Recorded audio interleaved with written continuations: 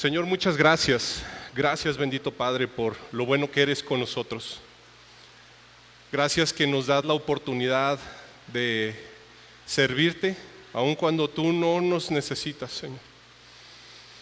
Pero tú eres bueno, Señor, eres un Padre bueno y misericordioso.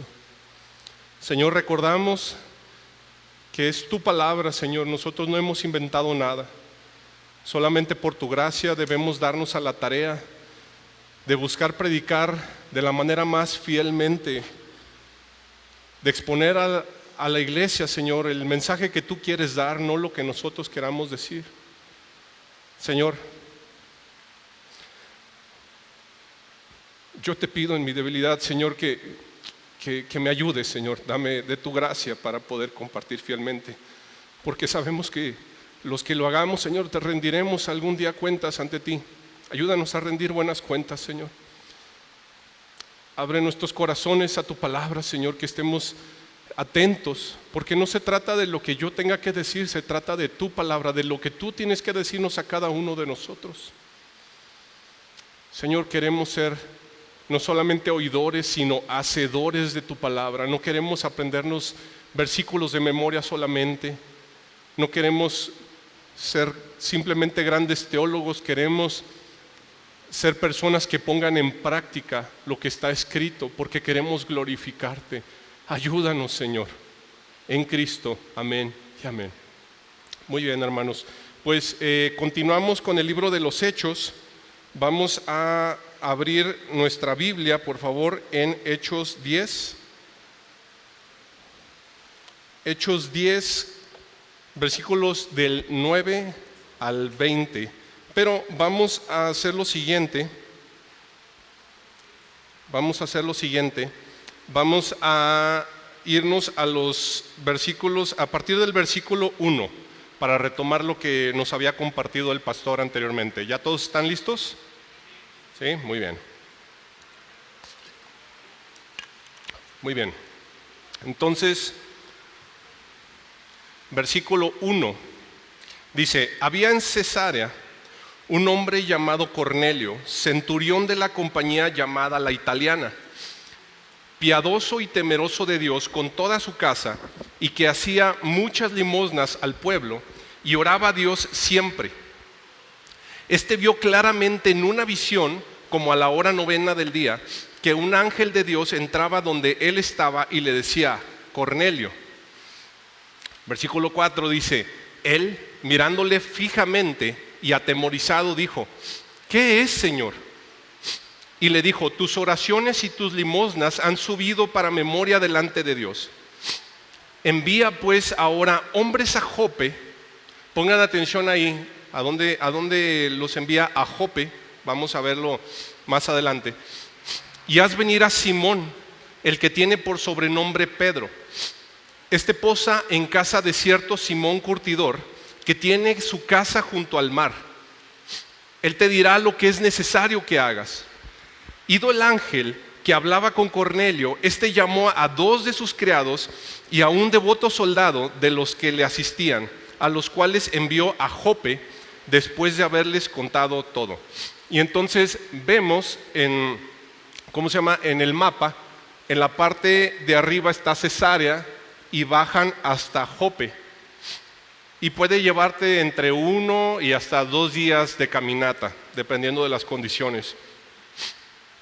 Ahora sí, vámonos a el versículo 9 en sus Biblias. Dice: al día siguiente, mientras ellos iban por el camino y se acercaban a la ciudad, Pedro subió a la azotea para orar cerca de la hora sexta, o sea, más o menos como a mediodía, y tuvo gran hambre y quiso comer, pero mientras le preparaban algo, le sobrevino un éxtasis, y vio el cielo abierto y que descendía algo semejante a un gran lienzo que, atado de las 4 puntas, era bajado a la tierra, en el cual había de todos los cuadrúpedos terrestres y reptiles y aves del cielo. Entonces vemos aquí que le sobrevino un gran éxtasis, y podemos pensar, no, pues traía hambre y de repente ahí como que vio algo extraño, no estaba como viendo claro, pero no, sabemos que este éxtasis es algo que el Señor producía en él, porque si nos vamos un poquito más adelante en el libro de los Hechos, al capítulo 22, vemos en los versículos 17 al 18, esto acerca del apóstol Pablo. Dice, después de regresar a Jerusalén y mientras oraba en el templo, caí en un estado de éxtasis. Tuve una visión de Jesús quien me decía, date prisa, sal de Jerusalén, porque la gente de aquí no aceptará tu testimonio acerca de mí. Entonces, en ese éxtasis, tanto en el caso de Pedro como en el caso de Pablo, ellos no estaban bien conscientes de lo que pasaba a su alrededor, pero estaban bien fijos en lo que el Señor les quería decir. Estaban poniendo total atención a lo que el Señor les quería decir. Y vamos más adelante al versículo 13. Dice, y le vino una voz, levántate Pedro, mata y come. Y fíjense lo que dice el versículo 14. Entonces Pedro dijo, Señor, no. Y esto parece una contradicción porque ustedes bien saben que Pedro no le dice, o nosotros no decimos acerca de Dios que Él es nuestro Señor, no lo decimos como, el Señor de la tiendita, sino que Señor habla de amo, el dueño de tu vida. Y nosotros somos esclavos por amor. Están conscientes que un esclavo no le va a decir a su amo, a mí me gusta este horario, pero este horario no me gusta. Estas actividades sí me gustan y las voy a hacer, pero estas no las voy a hacer. Un esclavo obedece. Entonces aquí parece como una contradicción. Señor, no. ¿Cómo está esto? Pero fíjense lo que dice Pedro. Porque ninguna cosa común o inmunda he comido jamás. Volvió la voz a él la segunda vez. Lo que Dios limpió, no lo llames tú común. Esto se hizo 3 veces y aquel lienzo volvió a ser recogido en el cielo, ¿no? Ese lienzo con todos los animales de todo tipo.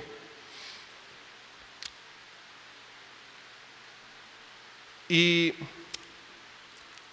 nos damos cuenta que esta es la tercera vez que Pedro se negó directamente a cumplir la voluntad de Dios, no era la primera vez. Recordamos rápido, por ejemplo, si nos vamos a Juan 13, del 6 al 8, este es el pasaje donde Jesús estaba lavando los pies de los apóstoles y de repente llega con Pedro y ¿qué le dice Pedro? Sí, adelante. No, le dice, no, protestó Pedro, jamás me lavarás los pies. Si no te lavo, respondió Jesús, no vas a pertenecerme. Y entonces ya se fue del otro lado, no, sí, lávame todo. Y todavía no entendía Pedro de qué se trataba esto. Pero si nos vamos a Mateo 16 del 21 al 23, Jesús empieza a predecir su muerte. Y en el versículo 22 dice, entonces Pedro lo llevó aparte y comenzó a reprenderlo por decir semejantes cosas. Dios nos libre, Señor, dijo, eso jamás te sucederá a ti. Entonces, eran varias veces que Pedro contradecía lo que el Señor le estaba mandando. Ahora, el prejuicio cultural de Pedro estaba tan arraigado en él que fuertemente rehusó obedecer la orden de Dios de matar y comer. ¿Pero por qué? ¿No? Podemos ver una y otra vez así a Pedro y decir, wow, pues ¿qué está pasando con Pedro? ¿Por qué se niega una y otra vez? Pero vamos a ver aquí qué es lo que traía como prejuicio Pedro. Bueno, la Biblia habla acerca de los animales impuros en el Antiguo Testamento. No los vamos a leer todos porque están largos, pero vemos que habla acerca de los animales impuros que no debían comer en Levítico 11, en Levítico 20 del 25 al 26, en Deuteronomio 14 del 3 al 21, pero no solamente ahí, sino en Ezequiel 4:14, esto lo vamos a leer, fíjense, dice algo bien interesante. Dice Ezequiel, pero yo dije, Señor Dios, nunca me he contaminado porque desde mi juventud hasta ahora nunca he comido animal muerto o despedazado, ni jamás ha entrado en mi boca carne inmunda. Pedro conocía las Escrituras. Pedro seguramente leyó esto y dijo, bueno, si Ezequiel dijo, no, yo no voy a comer esto, pues yo tampoco. Para él fue natural. Tal vez pudo haber pensado, el Señor me está probando mi lealtad, no lo sabemos. Pero él traía un prejuicio. La cuestión aquí es que lo que tenemos que ver constantemente, no perder de vista, es que la Biblia nos quiere hablar a nosotros. Sí, está hablando aquí de Pedro, pero quiere que nosotros reflexionemos. La Biblia nos quiere hacer ver lo que está mal en nosotros, dónde tenemos que ir, cuál es el camino y cómo nos podemos ver reflejados aquí con Pedro. Y no solamente con Pedro, que él se negó a obedecer. ¿Quiénes más recuerdan que se negaron a obedecer? ¿Se acuerdan que hace rato mencionaba que les decía, fíjense bien a dónde fueron los soldados que fueron a Jope? No sé si recuerdan Jope en alguna otra parte de las Escrituras. En el Antiguo Testamento vemos a Jonás. Y desde el capítulo 1 dice, vino palabra de Jehová a Jonás, hijo de Amitai, diciendo, levántate y ve a Nínive, aquella gran ciudad, y pregona contra ella, porque ha subido su maldad dentro de mí. Y Jonás se levantó para huir de la presencia de Jehová, según él, ¿verdad?, a Tarsis, y descendió a Jope. Y ahí halló una nave que partía para Tarsis. Fue a Jope para de ahí tomar un barco hacia Tarsis. No solamente se niega a obedecer Pedro, se niega a obedecer Jonás. Vemos también el joven rico se niega a obedecer, cada quien por diferentes circunstancias. Pedro tal vez porque como que chocaba contra lo que él creía, que todavía no entendía bien que el Señor le quería hablar. En el caso de Jonás vemos que él es como, no quiero predicarles a esas personas porque sé que el Señor es misericordioso, los va a salvar. Y yo creo que él había visto el comercial de Tang. Los más nuevos no lo van a entender, pero los que tienen más edad como yo van a acordarse de esa famosa frase de no se lo merece. Y entonces como que él decía, no, ellos no, porque son bien malos. Y se nos hace muy fácil decir también, ¿por qué Jonás no quería? Pero imagínate que, no sé, un ejemplo rápido, que te cobraran derecho de piso, llevan años cobrándote y vives con miedo y te queda casi nada apenas para comer, años, y un día el Señor te dice, ve y predícales a esas personas. No, Señor, pero ¿cómo? ¿Qué no ves que son bien malos? Y sí, nos damos cuenta que luego no somos tan diferentes. El joven rico, vemos que no quiso dar lo que tenía. Se lo pide a él específicamente el Señor porque el Señor sabía que su Dios era el dinero.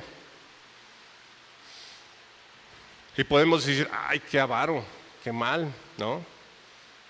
Pero ¿cuántas veces nosotros también podemos negarnos a obedecer a Dios? También por cuestiones económicas.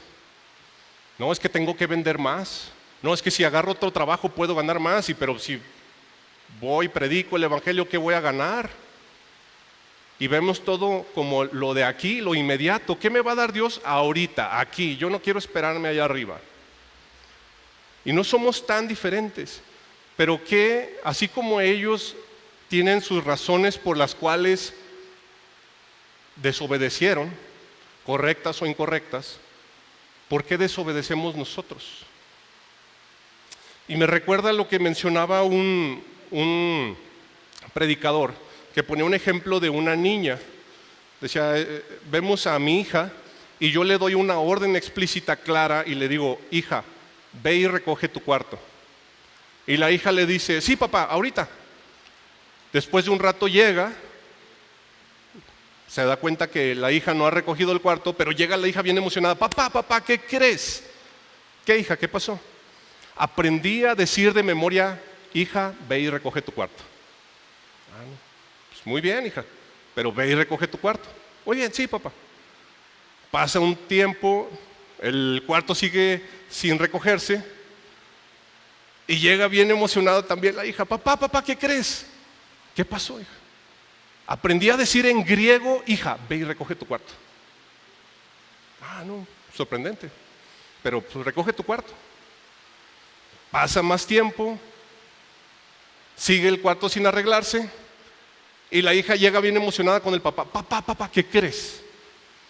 Me junté con unas amiguitas en un grupo a reflexionar sobre el sentido profundo de la orden. Hija, ve y recoge tu cuarto. Todo está muy bien. Tenemos que aprendernos las escrituras de memoria. Si podemos aprender griego, hebreo, padrísimo. Si tenemos grupos como lo tenemos en casa, padrísimo. Pero ¿somos obedientes? ¿Alguno aquí quisiera que lo viera a Dios y que le dijera, ¿por qué me dices Señor, Señor, si no haces lo que yo te digo? Sí, vas, sirves en la iglesia tal vez aprendes, lees, muy bien, pero ¿sales a predicar? ¿Sales a ser discípulos? ¿Me obedeces? No, Señor, es que no tengo tiempo. ¿Se han fijado en un ejemplo de un muchacho que desea andar con una chica y hace hasta lo imposible y ahí está, y tal vez la chica le dice, no me gustas, no, pero ahí va, y hasta, porque le interesa y ahí está. Donde está tu tesoro, ahí está tu corazón. Yo les decía, me acuerdo, estando con jóvenes, yo les decía, cuando te fijes en una persona con la que quieras andar en un futuro, fíjate que sea una persona que ame a Dios. Oye, ¿y cómo puedo saber o darme una idea de que ama a Dios? Fíjate en estas cosas. ¿Qué es de lo que más habla? ¿En qué dedica más su tiempo? ¿Y en qué invierte más sus recursos económicos? No te estoy diciendo que eso te va a asegurar, pero te puede dar una ligera idea de dónde está su corazón. ¿De qué hablas más? ¿En qué inviertes más tu tiempo? ¿En qué inviertes más tu dinero? ¿Qué es lo que más deseas? Y si no es Dios, si no es el Señor, hoy es el perfecto momento para decirle, Señor, lo admito, no eres a quien yo más amo. Ayúdame a cambiar. Pero bueno, vamos a retomar aquí. Dice, quiero hacerles la pregunta, ¿entonces Dios pidió a Pedro contradecir sus mandatos de una manera arbitraria y sin sentido? ¿Ustedes qué creen? Yo creo que no. No, sino que Dios pidió a Pedro contradecir, sino que desde la venida del nuevo pacto y el llamado a un nuevo pueblo, o sea, la iglesia, la época de las restricciones terminó, como Pedro descubriría pronto. De nuevo el versículo 15 menciona lo siguiente: volvió la voz a él la segunda vez, lo que Dios limpió, no lo llames tú común o inmundo. ¿Sí? Entonces viene un nuevo pacto. Todo lo que vemos en el Antiguo Testamento, los ritos, todo ese tipo de cosas, era una sombra de lo que había de venir. Todos los holocaustos, todas las veces que se mataban animalitos inocentes por nuestra culpa, por nuestro pecado, apuntaban ¿a quién? A Cristo, el Cordero de Dios que quita el pecado del mundo. Entonces, vemos esto: Jesús el Mesías limpió todas las cosas de la inmundicia ceremonial. Entonces, volvemos al versículo 17 y dice: mientras Pedro estaba perplejo dentro de sí sobre lo que significaría la visión que había visto, he aquí los hombres que habían sido enviados por Cornelio, los cuales preguntando por la casa de Simón, llegaron a la puerta. Y llamando, preguntaron si moraba allí un Simón que tenía por sobrenombre Pedro. Y mientras Pedro pensaba en la visión, le dijo el Espíritu: he aquí 3 hombres te buscan. Levántate pues y desciende y no dudes de ir con ellos, porque yo los he enviado. Entonces estaba Pedro como tratando de entender, traía siempre el chip de, no, es que hay animales impuros, esto no los debo de comer. Y no solamente eso, sino que como no debía comer animales impuros, los cuales los gentiles, que no eran judíos, sí los comían, era como un equivalente a, pues ni me junto con ellos. Entonces él estaba ahí dándole vueltas, ¿sí? Pero vemos lo siguiente, la visión dejó a Pedro perplejo dentro de sí sobre lo que significaría la visión que había visto. Dicho significado era doble, había un doble significado en todo esto. En el lado negativo se mostraba el término de las restricciones de alimentación del Antiguo Testamento. Ya en el Nuevo Testamento con Cristo, ¡paz!, se acaba todo eso. Y lo vemos en estos pasajes. Vamos a irlos viendo con lupa. Marcos 7, del 14 al 19. ¿Sí? Mientras que en el Antiguo Testamento era no comas de esto, no comas de esto, no comas de esto. Ahora en el Nuevo Testamento con Cristo, que limpió todo, vemos lo siguiente. Luego Jesús llamó a la multitud para que se acercara y oyera. Escuchen todos ustedes y traten de entender. Lo que entra en el cuerpo no es lo que los contamina. Ustedes se contaminan por lo que sale de su corazón. Luego Jesús entró en una casa para alejarse de la multitud y sus discípulos le preguntaron qué quiso decir con la parábola que acababa de emplear. ¿Ustedes tampoco entienden?, preguntó. ¿No se dan cuenta de que la comida que introducen en su cuerpo no puede contaminarlos? La comida no entra en su corazón, solo pasa a través del estómago y luego termina en la cloaca. Al decir eso, declaró que toda clase de comida es aceptable a los ojos de Dios. Entonces ya te puedes comer tus taquitos de chicharrón sin bronca y nadie te puede decir nada al respecto. Entonces, Romanos 14 del 1 al 3, vemos también aquí. Pero también aquí hay algo interesante de cómo debemos llevarnos unos con otros, porque algunos lo entienden, otros todavía no. Y dice, acepten a los creyentes que son débiles en la fe y no discutan acerca de lo que ellos consideran bueno o malo. Por ejemplo, un creyente piensa que está bien comer de todo, pero otro creyente con una conciencia sensible solo come verduras. Los que se sienten libres para comer de todo no deben menospreciar a los que no sienten la misma libertad, y los que no comen determinados alimentos no deben juzgar a los que sí los comen, porque a esos hermanos Dios los ha aceptado. Entonces, más que decir, no, es que quiero tener la razón en eso, debemos llevarla bien como hermanos. Si una persona dice, pues yo ahorita esto no, porque en mi conciencia siento que está mal, está bien. Pero tampoco discutas con el que, pero yo como solamente verduras, o yo solamente, no sé, soy vegano, o soy vegetariano, ¿por qué tú comes esto? Bueno, vemos que Jesús también multiplicó los panes y los peces, ¿no? Entonces, pues no hay problema. Vemos en Colosenses 2 del 16 al 17, por lo tanto, no permitan que nadie los condenen por lo que comen o beben, o porque no celebran ciertos días santos, ni ceremonias por luna nueva, ni los días de descanso. Pues esas reglas son solo sombras de la realidad que vendrá, y Cristo mismo es esa realidad. Jesús cumplió todo eso. ¿Sí?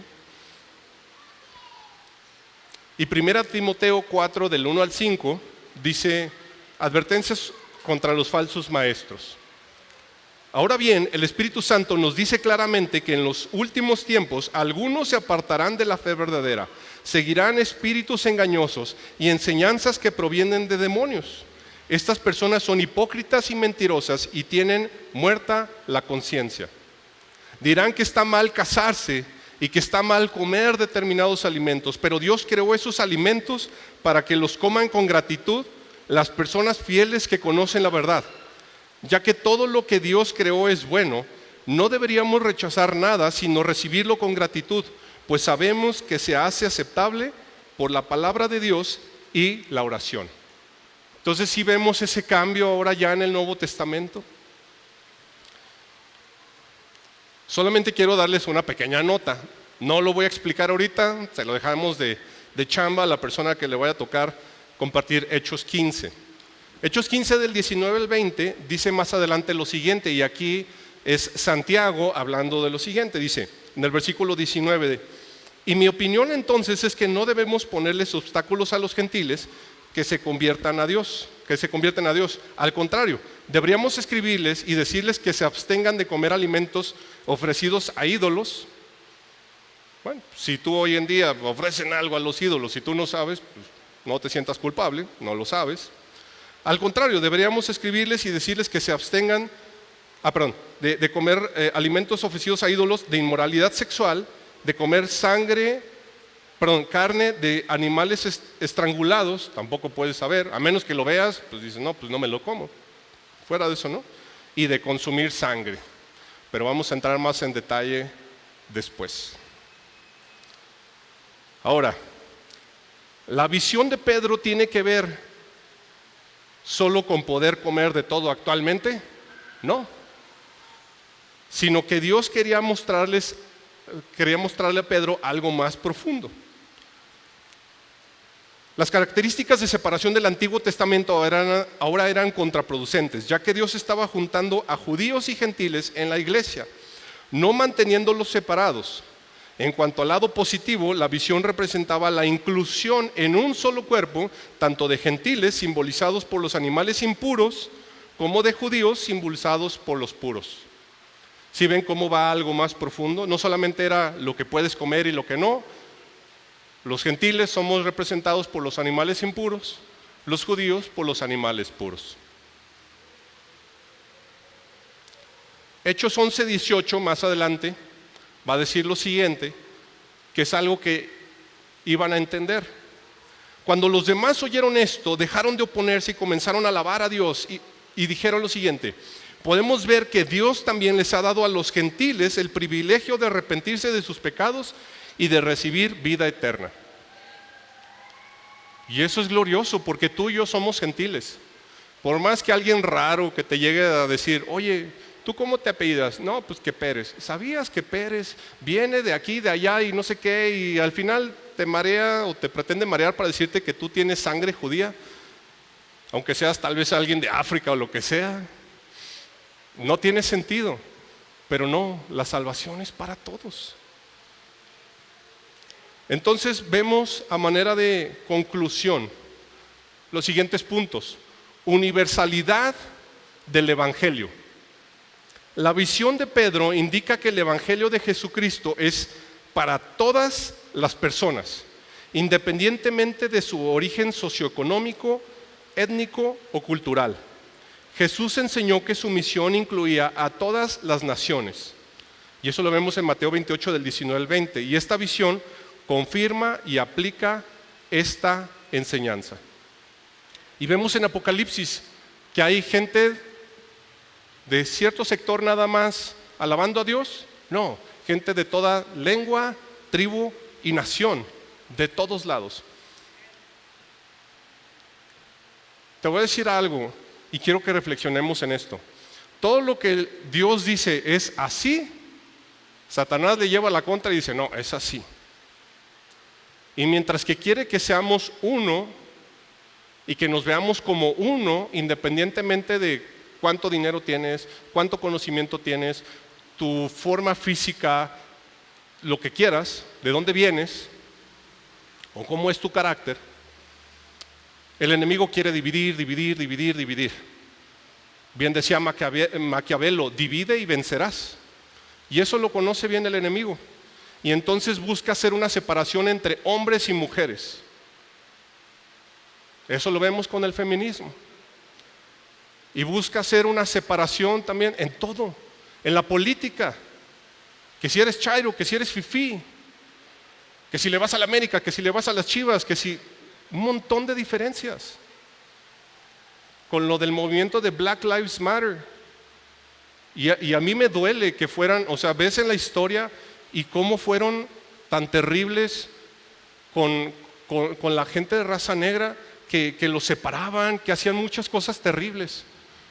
Pero me acuerdo que vi una película donde, basada en hechos reales, donde un grupo de negritos se hartó y empezó a matar a gente blanca. Y me acuerdo que vi la película y al final unas personas, y que iban también a la iglesia, se quedaron así de wow, qué padre que se vengaron, que les dieron en la torre. Y yo solamente me quedo pensando que detrás de eso, Satanás así de, perfecto, mátense entre ustedes. Y eso es lo que pretenden. No, que si la persona... Aquí el evangelio, cuando lo vamos a compartir, debemos compartir a todos, sin distinción alguna. Pero ponte a pensar, tal vez de repente dices, ay no, es que esa persona se ve rara, entonces esa persona no le comparto.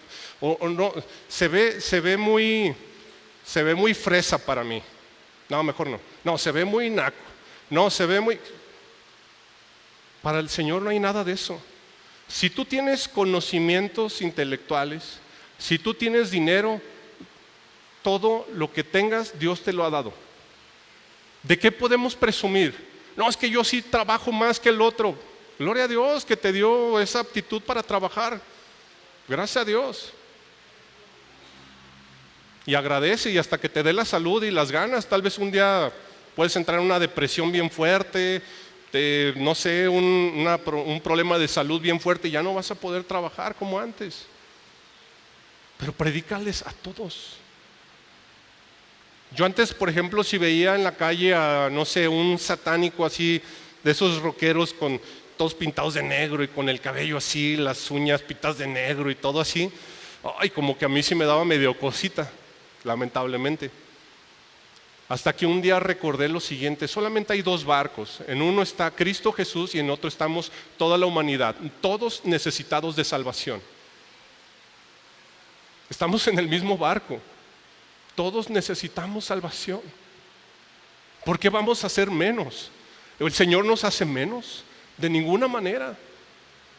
Y eso es lo bonito del amor de Dios, que no importa el idioma que hables, no importa tu condición socioeconómica, no importa quién eres, cómo eres, el Señor puede tener misericordia de ti si tú te arrepientes y crees.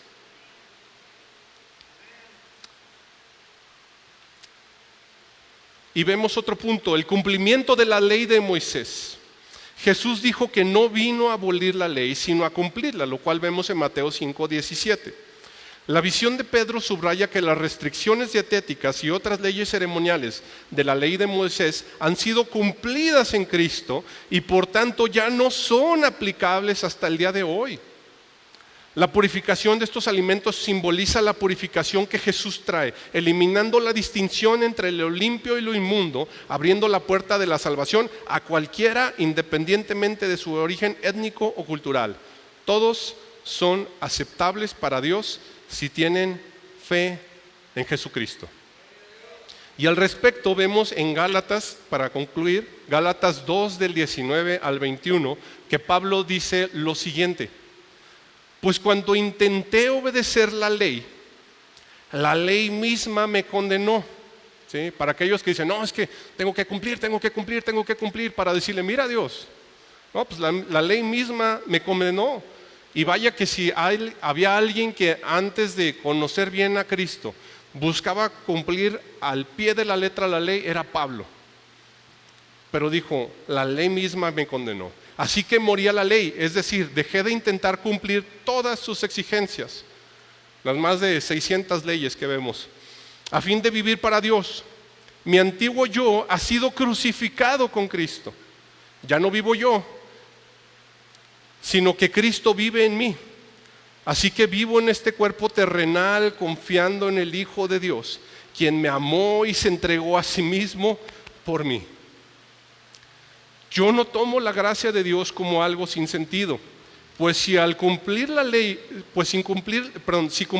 pudiera hacernos justos ante Dios, entonces no habría sido necesario que Cristo muriera. Cristo tuvo que morir porque aunque buscara cumplir toda la ley a la perfección, yo no me podía salvar. Dicho sea de paso, no podemos, todos pecamos. Y por un solo pecado que hayamos cometido rompimos toda la ley, quebramos toda la ley.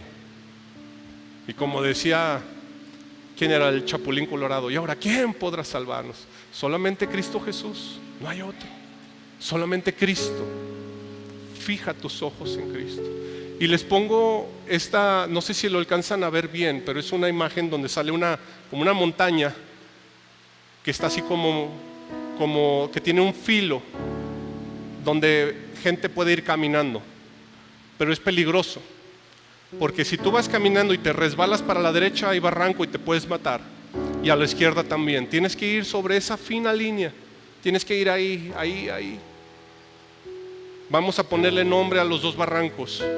Uno es el legalismo, otro es el libertinaje. En medio es la gracia, es donde tú debes ir caminando. Como Pablo, ahora tú obedeces porque tú agradeces a Dios lo que Él ha hecho por ti. Sin embargo, en el liberalismo es como, pues Dios ya me salvó. Y hablábamos la otra vez, le comentaba al pastor en lo de hombres, la parábola de los talentos, donde habían 3 personas. Uno se le dio más, produjo más. Otro se le dio menos, produjo menos. Y al que solamente se le dio un solo talento, no produjo nada, lo guardó, le dio miedo y ahí lo dejó.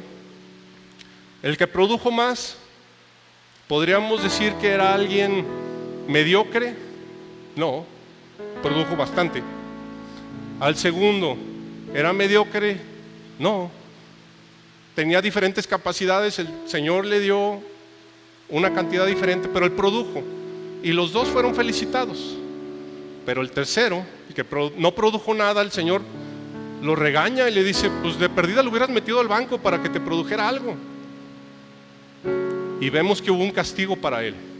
El único que podríamos decir que fue mediocre fue el tercero. Ahora te pregunto, ¿tú compaginas el cristianismo con mediocridad? Porque a la luz de las Escrituras yo no veo eso. Ponte a pensar, ¿soy mediocre para las cosas de Dios? Quizá deberíamos de preguntarnos, ¿el Señor me ha salvado?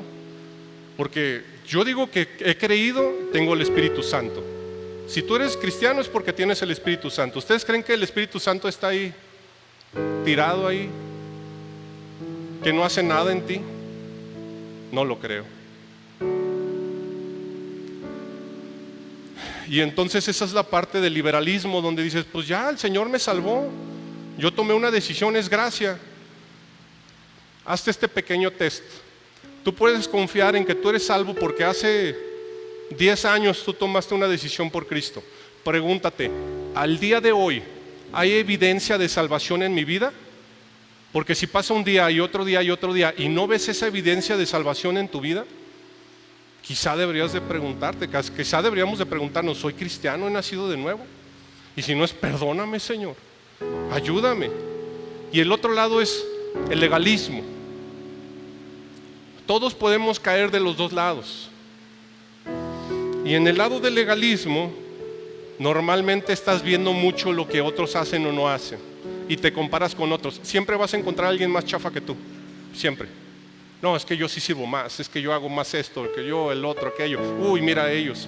Y te empiezas a parar el cuello. No, es que yo sí. Mira, es que yo conozco de la palabra. No, es que yo sirvo. Pero la verdadera comparativa que tenemos que tener es con Cristo. Y ahí todos salimos así en menos 15, de wow, Señor, me falta un montón. Y ¿saben qué creo que me he dado cuenta? Y me ha pasado en cuestión del legalismo, que afecta mucho el no obedecer a Dios. Porque cuando yo no predico el evangelio, no hago discípulos, no estoy sirviendo, entonces quizá me sobra tiempo y entonces tengo mucho tiempo para ver qué hacen y qué no hacen los demás y criticarlos. Pero cuando estoy activo, me queda poco tiempo para ver qué hacen o qué no hacen los demás. Yo pongo mi mirada en la meta, en Cristo. Y digo, Señor, si veo algo mal en mi hermano, lo exhorto con amor, pero yo sigo hacia la meta, que no me desvíe de nada esto. Entonces, vamos a concluir con una oración, pero quiero hacer una oración diferente. Quiero hacer una oración en la que nos comprometamos con nuestro Señor. No una oración nada más para salir de aquí y ya, bueno, ya siempre oramos y ya. Quiero que hagamos una oración en la que nos comprometamos con nuestro Señor. Cierra tus ojos y vamos a orar. Señor, te agradezco mucho, bendito Padre, por la oportunidad que nos das de leer, de escuchar tu palabra. Gracias porque nos hablas, porque tú te revelas a nosotros. Pero Señor, ayúdanos a entender que más que otras personas, Señor, cuando tú nos hablas, tú nos quieres hablar directamente a nosotros. Perdónanos, Señor, porque es tan fácil para cualquiera de nosotros ver los errores de los demás antes que los nuestros. Ayúdanos, Señor, a ver nuestros propios errores. Examina nuestros corazones y muéstranos, Señor, lo que está mal para corregirlo. Bendito Padre, no queremos ser mediocres. Mejor sería ya vivir en el mundo y ya no jugarle al cristiano. ¿Para qué estar perdiendo nuestro tiempo si al final ni salvos somos? Pero Señor, que eso no sea así. Que así como a tus seguidores, Señor, en Antioquía les empezaron a decir cristianos a manera de burla, porque en verdad sus vidas se parecían a ti, Cristo Jesús. Que para los demás, Señor, alrededor, sea claro, sea evidente que nosotros somos cristianos. Señor, que sea obvio por la forma en cómo vivimos, cómo hablamos, cómo los tratamos. Ayúdanos a amarte más, Señor, a crecer en amor por ti para poder amar a los demás, porque el verdadero amor viene de ti. Ayúdanos a comprometernos fielmente. Señor, todos aquí somos débiles y tú mismo lo has dicho, nada podemos hacer en nuestras propias fuerzas. Por eso necesitamos permanecer unidos a ti. Ayúdanos a ser disciplinados, a buscar de ti, Señor, a no perder nuestro tiempo, a rendir buenas cuentas. Señor, ayúdanos a pasar tiempo contigo en tu palabra, en oración, que te digamos, háblame, Señor, a través de tu palabra y cámbiame, Señor, a través de tu palabra. No queremos venir aquí solamente a conocer, sino ponemos en práctica. Porque tú lo dices a través de tu palabra, que si decimos que tenemos fe pero no tenemos obras, entonces nuestra fe está muerta y no sirve para nada. Es una fe pirata, es una fe falsa. No queremos una fe falsa, queremos una fe que produzca mucho fruto para que tú seas glorificado. Señor, yo te ruego por la iglesia local, por la iglesia universal, ayúdanos a despertar, ayúdanos, Señor, que así como tú estabas aquí, Señor, cuando tú viniste, tomaste forma de hombre y no perdías el tiempo, tú en verdad tenías una pasión por obedecer al Padre, por hacer su voluntad, por ir a predicar a los perdidos, por hacer discípulos. Señor, pone eso en nosotros, pon un mayor deseo en nosotros. Porque todo lo que aquí vemos, Señor, todo esto se va a acabar. Muéstranos cuáles son nuestros ídolos, Señor. Que tal vez hablamos más de fútbol, tal vez hablamos más de dinero, más de coches, más de lo que sea, menos de ti.